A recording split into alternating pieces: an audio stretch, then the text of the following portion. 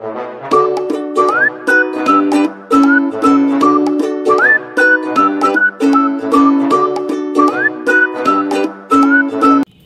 সত্য মিথ্যা আকারেও এই অঙ্কগুলো আসতে পারে, সত্য মিথ্যা মাধ্যমিকে থাকেই। দেখো এরকম অঙ্ক, দুটি বৃত্ত পরস্পরকে ছেদ বা স্পর্শ যদি না করে তাহলে সর্বাধিক সংখ্যায় কটা দুটি স্পর্শক হবে তাই বলেছে। তা আমরা দেখে নিই, যদি একটা বৃত্ত এরকম হয় আর একটা বৃত্ত ধরো এরকম হয় পাশে, তো এটা ছেদও করলো না স্পর্শ করলো না, এক্ষেত্রে কটা স্পর্শক হতে পারে? দেখো এটাকে বলা হয় সরল স্পর্শক, এদিকে একটা হলো এদিকে একটা হলো, দুটো। এই দেখো এটাকে তির্যক স্পর্শক বলা হয়, একটা এই একটা, অর্থাৎ সর্বাধিক কটা স্পর্শক হলো? চারটে, কিন্তু এখানে দুটো বলেছে, তাহলে আমরা জেনে গেলাম চারটি স্পর্শক হয়। তাহলে এখানে দুটো লেখা আছে, তাহলে কী হবে? মিথ্যা। এরকম জেনে উত্তর করলে তোমার সঠিক কোনো দিন যদি চাইতো যে কটা স্পর্শক, তখন তুমি চারটে লিখতে পারতে। ঠিক আছে, যদি আবার এটা স্পর্শ করে যেত, এটাও জেনে রাখো, দুটো বৃত্ত যদি স্পর্শ করে যেত তাহলে সর্বাধিক কটা স্পর্শক হতো? সেক্ষেত্রে এখানে একটা এখানে একটা, এটা হচ্ছে সরল সাধারণ স্পর্শক, আর এই দেখো কমন একটা, দুজনকেই করছে স্পর্শক, কটা হচ্ছে? তিনটে, সর্বাধিক তখন তিনটে স্পর্শ করে গেলে। ঠিক আছে, আর যদি অন্তঃস্পর্শ করতো সেক্ষেত্রে অন্তঃস্পর্শ করতে গেলে একটাই, সেটা বহিঃস্পর্শ। ঠিক আছে, সেক্ষেত্রে একটি, তাহলে এটা মিথ্যা হলো। এরপরে এইটা √3 - 2 এর অনুবন্ধীকরণী কী হবে? এর অনুবন্ধীকরণী হবে সবসময় মনে রাখবা, মূলদ অংশের আগের কোনো চিহ্ন পাল্টাবে না, অমূলদ অংশের চিহ্ন পাল্টাবে, অর্থাৎ এটা হওয়া উচিত ছিল √3, এদিকে যা ছিল তাই থাকবে এইটা, কিন্তু আমাদের দেওয়া আছে এটা, তাহলে এটা কী হবে? এটাও মিথ্যা হবে। এটা হচ্ছে অনুবন্ধীকরণী, কিন্তু এটা দেওয়া আছে, সুতরাং ওটা মিথ্যা। তাহলে আমরা সঠিক অ্যান্সারটাও বলে দিলাম, তোমার প্রয়োজনে যদি কোশ্চেন্স আসে তখন তুমি এটা লিখতে পারবে, এটা মিথ্যে। একসঙ্গে দুটো কাজ হয়ে যাচ্ছে। এবার দেখো, একটি লম্ববৃত্তাকার শঙ্কুর উচ্চতা ও ভূমির ব্যাসার্ধ সমান।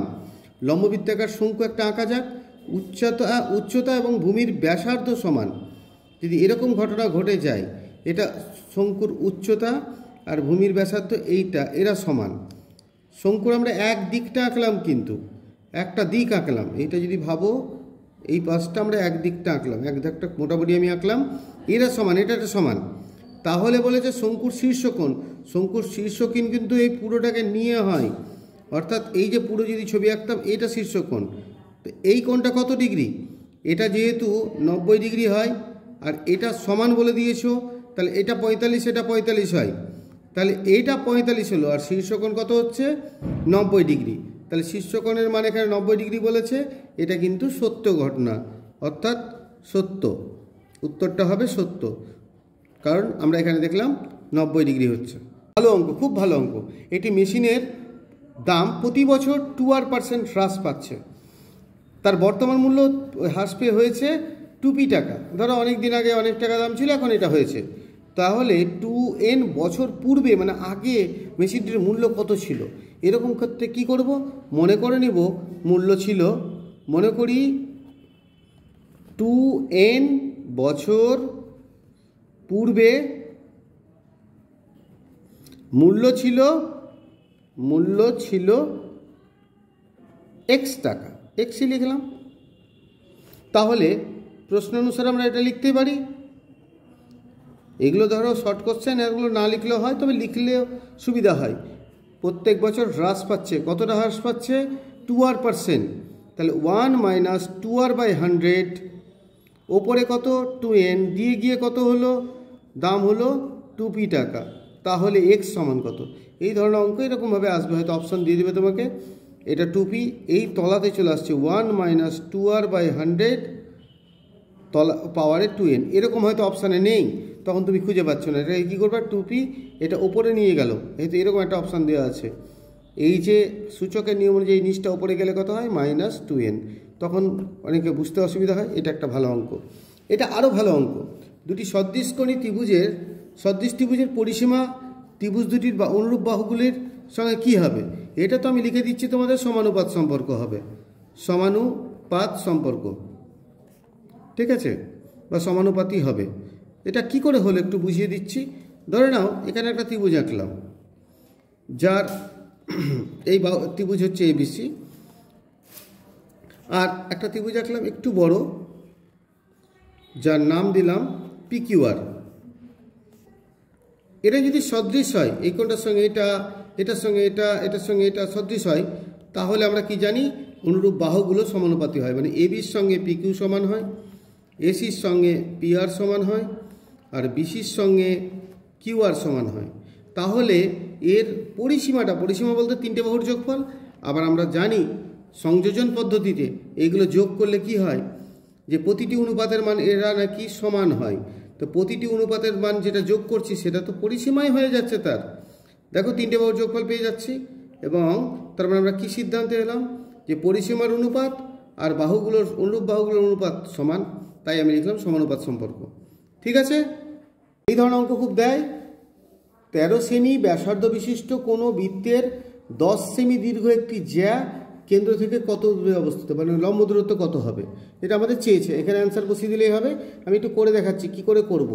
ধরো এটা একটা বৃত্ত, এই হচ্ছে তার কেন্দ্র, আর এর বলে দিয়েছে ব্যাসার্ধ কত 13 সেন্টিমিটার, আর জ্যাটা কত, জ্যাটা বলেছে দেখো যে বৃত্তের এত সেমি দীর্ঘ একটি জ্যা, তার মানে এটা যদি নাম দিয়ে দিই, এ বিটা হয়ে গেল তোমাদের কত 10 সেন্টিমিটার, আর ব্যাসার্ধ বলে দিয়েছে যদি এটা ও দাও তাহলে এও হচ্ছে 13 সেন্টিমিটার।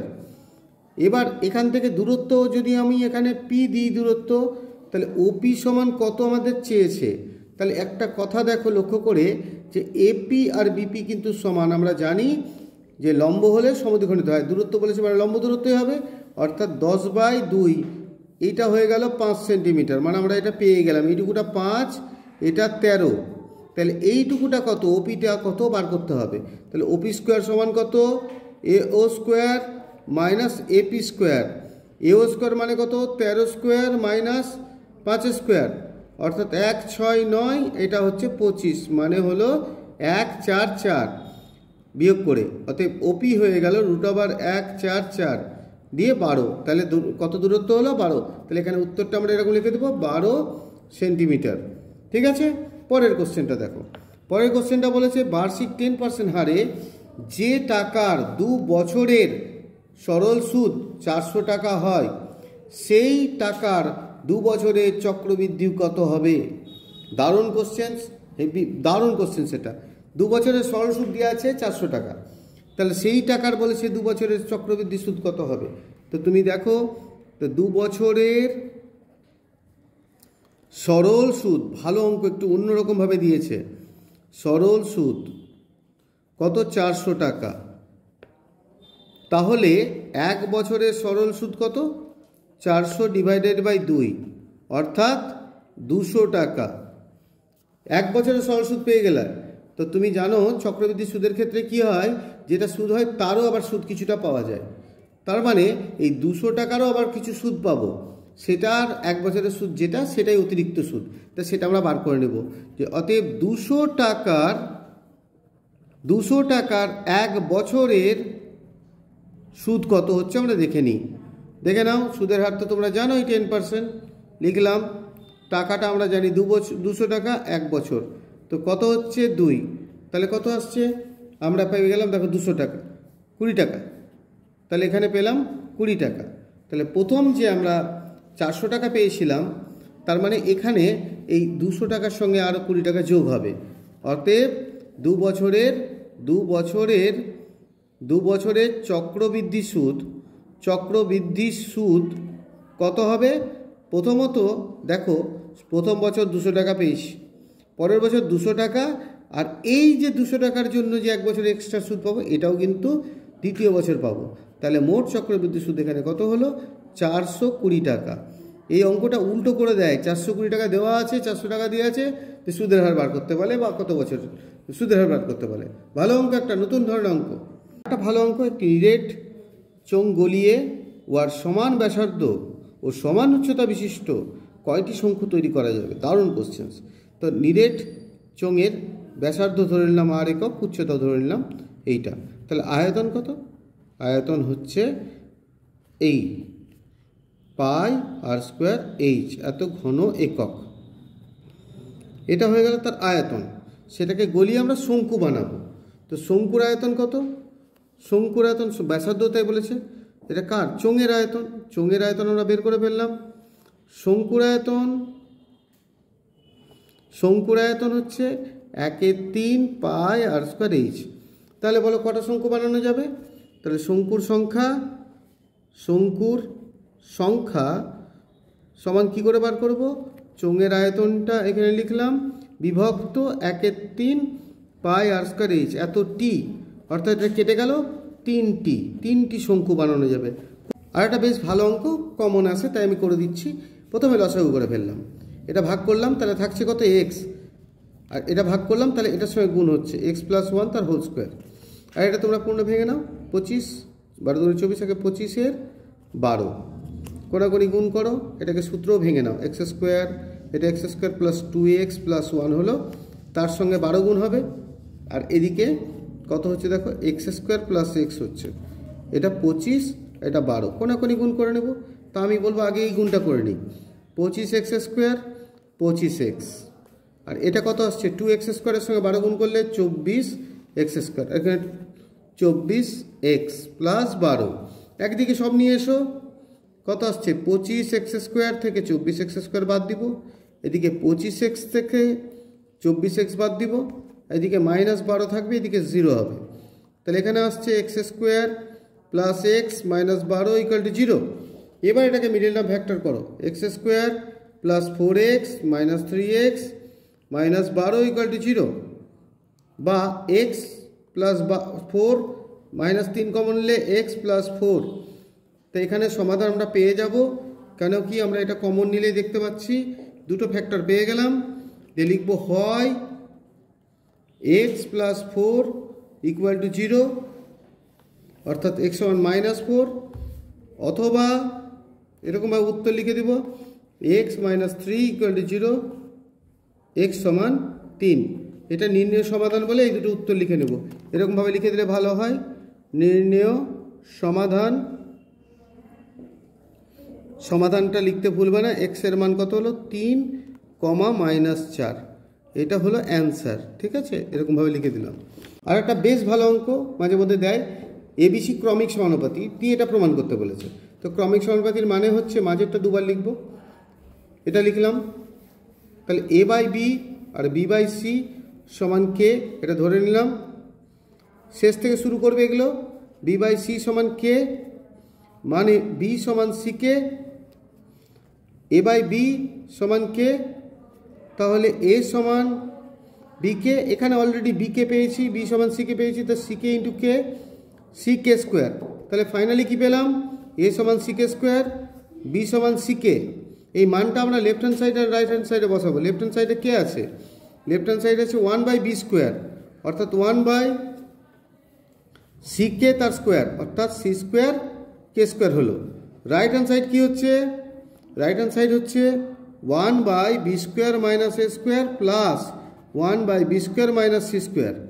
তাহলে এখানে 1/b এর জায়গায় কি বসাবো, সি কে তার স্কোয়ার, এর মান কত, সি কে স্কোয়ার তার স্কোয়ার।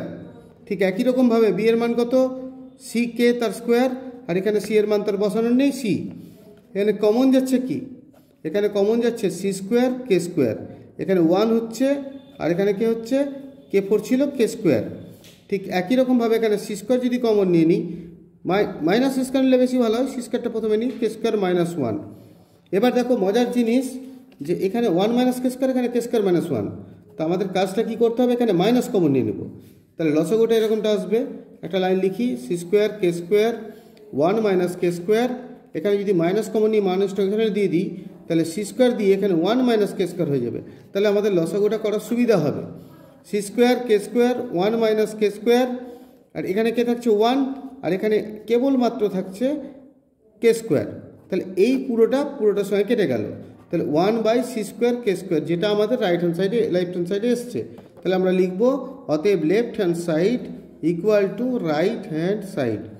মোটামুটি আমি ছোট্ট ধারণা দিলাম, এবং মাধ্যমিকের জন্য এগুলো সবগুলোই মোটামুটি ভালো অঙ্ক, দেখে যেতে পারো। এখানে এই অঙ্কটা খুব ইম্পর্টেন্ট মাধ্যমিকের জন্য। ঘনাকাকৃতি একটি সম্পূর্ণ চৌবাচ্চা জলপূর্ণ অবস্থায় থাকলো, সেখান থেকে সমান মাপের 64 বালতি জল বের করে নেওয়া হলো। তার জন্য নেওয়ার ফলে কী হলো, 1/3 অংশ জলপূর্ণ থাকলো। তো বলেছে চৌবাচ্চাটার একটা ধারের দৈর্ঘ্য বলে দেওয়া আছে প্রতিটি বালতিতে কত জল ধরে তা হিসেব করে। খুব ইম্পর্টেন্ট অঙ্ক। যদি একটু ভেবে নাও, চৌবাচ্চার এক ধারটা, এই যদি আমি চৌবাচ্চার একটা ধার আঁকি, পুরো চৌবাচ্চাটা মোটামুটি একটা আঁকলাম ঘনকাকৃতি, যার দৈর্ঘ্য প্রস্থ উচ্চতা সব সমান, তার একটা ধারের এটাকে যদি আমরা 3 ভাগ করি, 3 ভাগ মানে এই 1 ভাগ, 2 ভাগ, 3 ভাগ, তার 1/3 অংশ জলপূর্ণ আছে, আর 2/3 অংশ তার মানে উঠে নিয়েছি। 2/3 অংশ জল মানে কতটা জল? 64 বালতি জল। তাহলে আমরা এটা লিখব যে কতটা জলপূর্ণ আছে এখন 1/3 অংশ। তাহলে 64 বালতি জল, এটা লিখে ফেলেছি, বালতি জল সমান কত অংশ জল? 1 - 1/3 অংশ, এত অংশ জল সমান হচ্ছে 2/3 অংশ জল। এবার আমি বলবো যে 1 অংশ জল মানে কতটা? পুরো চৌবাচ্চার আয়তন, চৌবাচ্চার আয়তন কত? চৌবাচ্চার বাহুর দৈর্ঘ্য, চৌবাচ্চার বাহুর দৈর্ঘ্য, ঘনকাকৃতি অবশ্যই, ঘনকাকৃতি চৌবাচ্চার বাহুর দৈর্ঘ্য হচ্ছে 1.2 মিটার, এটা দেওয়াই আছে, কিন্তু লিটারে আনতে হবে, তাই এটাকে ডেসিমিটার করি। ডেসিমিটার করলে কত হয়? এত ডেসিমিটার। তো ঘনকাকৃত চৌবাচ্চার আয়তন কত হয়? আয়তন হচ্ছে বাহু 3টের গুণফল, এত ঘন ডেসিমিটার। ঘন ডেসিমিটার হচ্ছে চৌবাচ্চিত ঘনকাকৃতি চৌবাচ্চার আয়তন। এত ঘন ডেসিমিটারকে আমরা বলতে পারি লিটার। মানে আমরা জানি 1 ঘন ডেসিমিটার সমান 1 লিটার, তাহলে এটা হয়ে গেল এত লিটার। এবার আমরা একটু বলে ফেলি এখানে যে 64 বালতি জল সমান হচ্ছে এই চৌবাচ্চার কত অংশ জল? আমরা তখন লিখেছি 2/3 অংশ, অর্থাৎ 2/3 অংশ দিয়ে গুণ করে দিলাম, এত লিটার জল। এত লিটার মানে কত? 3 × 4 = 12, অর্থাৎ হলো 12 × 12 × 8। তাহলে 1 বালতি জল সমান কত? এটা আমাকে চেয়েছে, অত করার দরকার নেই। 1 বালতি জল মানে 12 × 12 × এখানে কত হচ্ছে 8/64, এত লিটার। এটা 8 × 8 = 64 হয়ে গেল। এবার দেখো 8 × 2 = 4 × 2 = 8, 3 × 4 = 12, আবার এটা কাটলে 6, অর্থাৎ 18।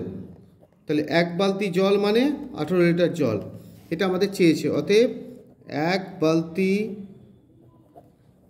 জল সমান 18 লিটার জল।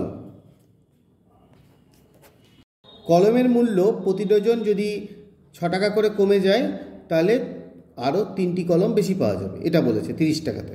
তাহলে আমরা ধরে নিলাম, এই অঙ্কটা করা আছে, আমি এখানে বলে দিচ্ছি যে মনে করে নিলাম পূর্বে প্রতি ডজন কলমের মূল্য কত? x টাকা, মানে 12টার দাম x টাকা। তাই লিখলাম পূর্বে x টাকায় পাওয়া যেত 12টি, 30 টাকায় কতটা পাওয়া যেত বের করলাম। এখন 30 টাকায় কত কমে গেছে দাম, তাহলে x - 6টি। তো এখন দাম কমেছে বলে বেশি পাবো, এটা থেকে এটা বাদ দিলে 3টি দিয়ে এখান থেকে কমন নিলাম, দেখো 12 আর 30, তাহলে লসাগু করে এই ব্যাপারটা এলো। দেখো এখানে কত সুন্দরভাবে এক্সটা এখানে গেল, এখানে -x + 6 হয়ে গেল, কেটে গেল। দিয়ে এই যে কাটাকাটিটা লক্ষ্য করে দেখো, আমি এটা কোনাকুনি গুণ করলাম, 3টা এর সঙ্গে এই যে 6 থাকছে, 30 আর 12 উপরে থাকছে, আর 3টে নিচে চলে এলো, কাটাকুটি করে এই ব্যাপারটা এলো। এইবার আমরা দেখো এটা ফ্যাক্টর করেছি, ফ্যাক্টর করে দিলাম। ফ্যাক্টরে দেখো এটা ফ্যাক্টর করে যে এই যে দুটো অংশ এলো, ফ্যাক্টরটা ভাঙার জন্য এটাকে ভেঙে ভেঙে দেখতে হতে পারে। দুটো উত্তর এলো, একটা 30, একটা -24। তো -24 অসম্ভব, দাম তো এরকম হতে পারে না, তাই এটার দাম কত? পূর্বে প্রতি ডজন কলমের পূর্বে প্রতি ডজন কলমের মূল্য কত ছিল? 30 টাকা ছিল। এটা খুব ইম্পর্টেন্ট প্রশ্ন, ঠিক আছে।